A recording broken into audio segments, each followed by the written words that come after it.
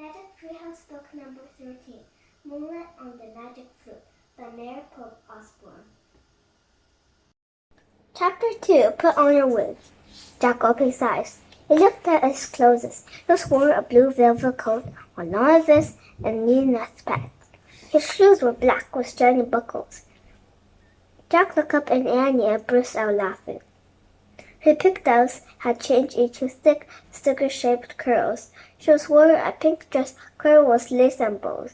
There was a big hoop underneath her skirt to hold it out. The hoop, the skirt, and lots of petticoats were all bunched up around Annie.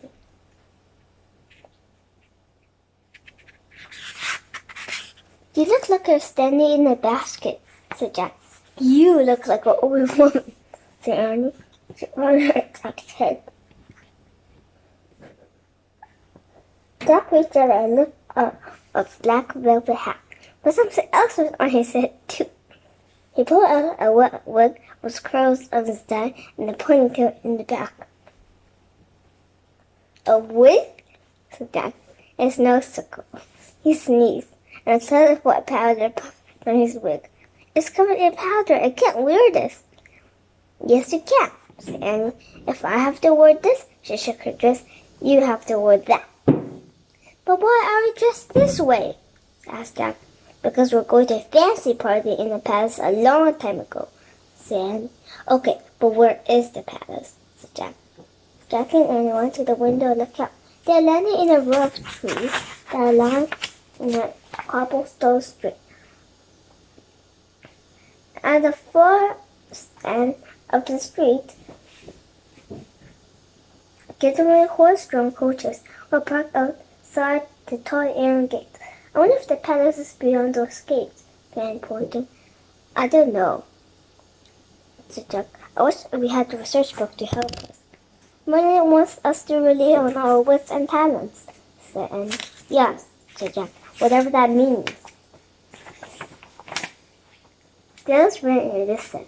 Bong, bong, bong, bong, bong. 5 bongs, said Annie. What's the time of the party?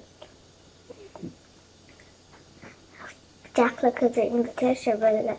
5 o'clock in the evening. Oh no, we're going to be late, said Annie. Put on your wig.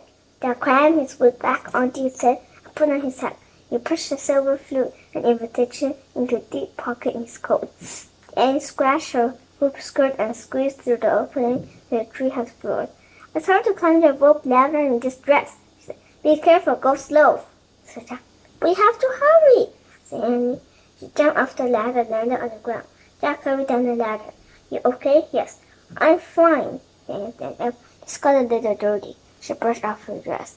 Let's ask one of those guys about the palace. She pointed toward the coach drivers outside the iron gate. Hurry. Annie started to run. Her skirt swung wildly from side to side like a giant bell. Slow down, Jack said, as she catch a whisper. You can't wear that big skirt. You look ridiculous. Besides, we need to discuss our mission before we go to this party. It's simple, said Annie. We're looking for a billionaire. I know artist, finished Jack, but how do we find this person?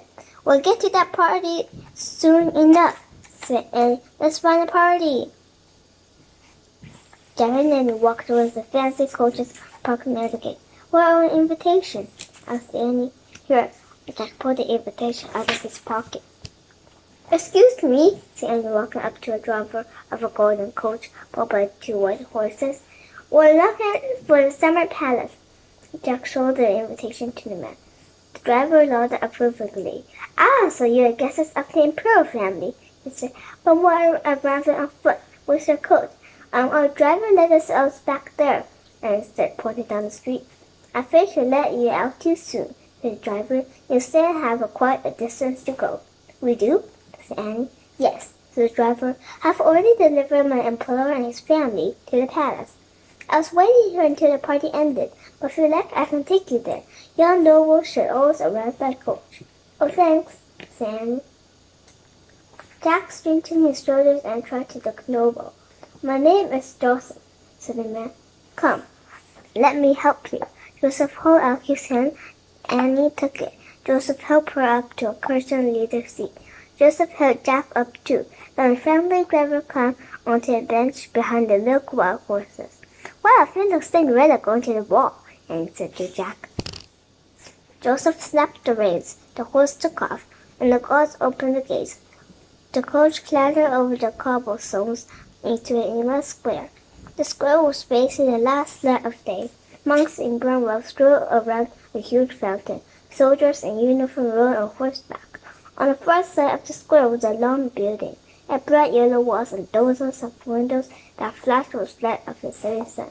Is that the summer palace, John? Annie called to Joseph. Yes, indeed, Joseph said over his shoulder.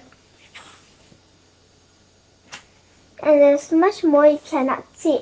Behind the palace is a garden of nearly 300 acres, as beautiful flowers, orchards, fountains, and a zoo. A zoo? Said Jack.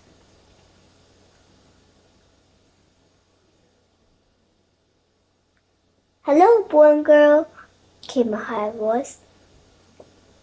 A close blue coach passed them. A small boy wearing a white wig was calling from a window. He pointed at Jack and laughed. Your wig is crooked, he shouted in his high voice.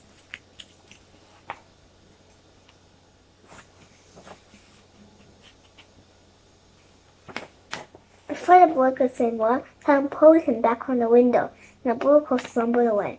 What an annoying kid, said Jack. Is my wig crooked? A little. And he lifted Jack's hat off. He tried to straighten his wig as they lurched and swayed on a cushioned seat. There, she said. That's better. Joseph drove the horses to the front of the palace. The coach stopped near a staircase and led up to a terrace. Joseph helped Jack and Annie down from their seat. After this is your first visit to the palace. At the door, you must show the guard in the red uniform your invitation. He'll direct you to a receiving line. The receiving line? What's that? Said Jack. That is where you wait to be introduced, said Joseph. Introduced to who? Asked Jack. To Her Imperial Majesty Maria Theresa. She is Archduchess of Austria, Queen of Hungary, Croatia, and Bohemia, and Empress of Holy Roman Empire, said Joseph. Oh, right, said Annie. Yeah, right, said Jack. Help.